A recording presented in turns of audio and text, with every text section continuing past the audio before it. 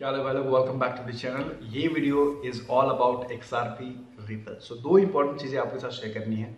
सबसे पहली बात तो ये कि जो रिपल के एम्प्लॉय हैं, जो रेगुलेशन से डील करते हैं, जो रेगुलेटरी बॉडी से डील करते हैं डिफरेंट कंट्रीज में, वो कंप्लेन कर रहे हैं कि रिपल को सेम ट्रीटमेंट नहीं मिलता जो बिटकॉइन और ईथर को मिलता है फ्रॉम यूएस रेगुलेटरी। नाउ ऐसा सचमुच में है? नहीं है। ऐसा क्यों है, इसके बारे में बात करेंगे।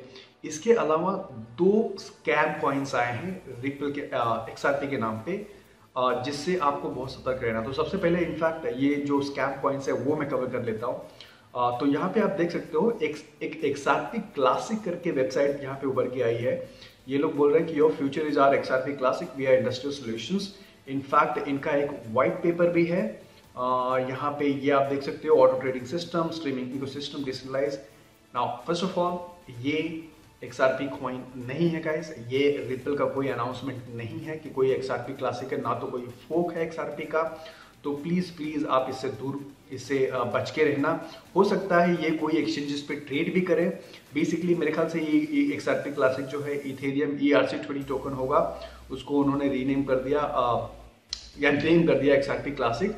और मेरे ख्याल से कुछ एक्सचेंजेस पे भी ट्रेड कर रहे हैं। आप यहाँ पे देख सकते हो already trading. So please be careful, ये XRP नहीं है। XRP क्लासिक जो है ये कोई फेक कॉइन है।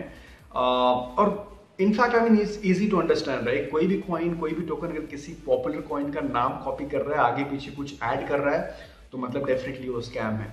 तो अगर आप कुछ करने की भी कोशिश कर रहे हो, कुछ सोल्यूशन बना भी रहे हो, तो आपको क्या जरूरत है XRP का नाम लेने की? करेक्ट, अनलेस एंड अनटिल आपको कुछ XRP से रिलेशन हो। सो ऑब्वियसली ये स्कैम कॉइन है। सिमिलर स्कैम है XRP plus. Okay, so XRP plus becomes the latest XRP related scam again. तो XRP प्लस भी अगेन एक XRP के नाम पे दूसरा स्कैम कॉइन है, जिससे आप बच के रहे। जैसे मैंने बताया, कोई भी कॉइन किसी फेमस कॉइन का नाम लेके आगे पीछे कुछ ऐड करके आता है, तो डेफिनेटली बी केयरफुल। सो ये हो गया XRP क्लासिक, XRP प्लस, दोनों स्कैम कॉइन है। Please save yourself. Now coming back to the main news guys, यहाँ पे हो रहा है। तो बेसिकली एक न्यूयॉर्क में अभी एक फिनटेक कॉन्फ्रेंस हुआ था। तो यहाँ पे आप देख सकते हो रायन जैगोने, आई एम नॉट श्योर कि नाम मैं प्रोनाउंस सही कर रहा हूँ, बट वो एक वॉशिंगटन में एक फिनटेक प्रोग्राम चल रहा था जहाँ पे बात कर रहे थे। एंड ऑब्वियसली फिनटेक जो सेमिनार होते हैं, कॉन्फ्रेंसेस, वर्कशॉप होते हैं, वो रिपल के लिए बहुत इंपॉर्टेंट है, क्योंकि रिपल बैंकिंग सॉल्यूशंस प्रोवाइड कर रहा है और उसमें काफी काफी काफी आगे है। तो इनफैक्ट ये जो बंदे हैं रायन जगोने, इनको रिसेंटली या मेरे ख्याल से अभी भी है, आई एम नॉट श्योर कि अभी भी है, ये इनको लीडर घोषित किया गया था। तो इनको the bankers association of finance and trade के लीडर उनको घोषित किया गया था।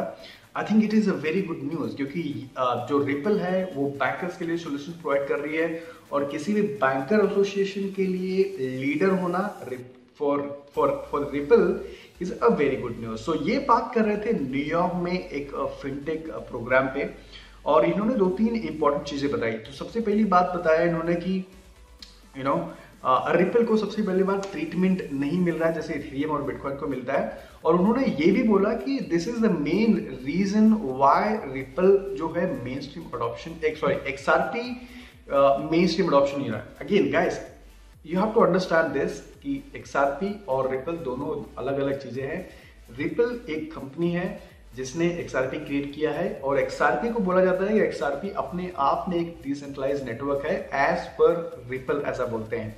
तो अब मेन न्यूज पे आते हैं, जो ये बोल रहे हैं कि उनको सेम दर्जा क्यों नहीं मिल रहा है। Now again according to me, I think one of the reason Ripple को सेम दर्जा नहीं मिल रहा है, कहीं ना कहीं ये लोग रेगुलेटर्स को बता नहीं पा रहे हैं कि XRP का यूज केस एक्चुअली है क्या, और कैसे ये बैंकिंग सोल्यूशन में पार्टिसिपेट करने वाला है। क्योंकि जैसे मैंने पहले भी इसके ऊपर वीडियो कवर किया है कि रिपल एक कंपनी है जिसके पास तीन प्रोडक्ट हैं। एक है XVIA, XCurrent और फिर XRapid। मेरे ख्याल से XRapid को XRP लोग टोकन बोल रहे हैं।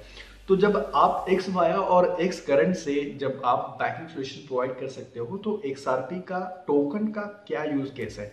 आई थिंक यहीं पे ये लोग बता नहीं पा रहे कि XRP का यूज केस क्या है, XRP कैसे डिसेंट्रलाइज्ड नेटवर्क है। आई थिंक यहीं पे ये रेगुलेटर्स को, SEC को बता नहीं पा रहे हैं। और मेरे ख्याल से यही पे डिफरेंस आ रहा है, और क्रिप्टो कम्युनिटी में भी यही डिफरेंस आ रहा है कि भाई may be ripple XRP centralised है, उसके मोर देन 60% रिपल ओन करता है, किसी एस्क्रो में है। सो काफ़ी कंफ्यूजन है, काफ़ी डाउट्स है उसको लेके।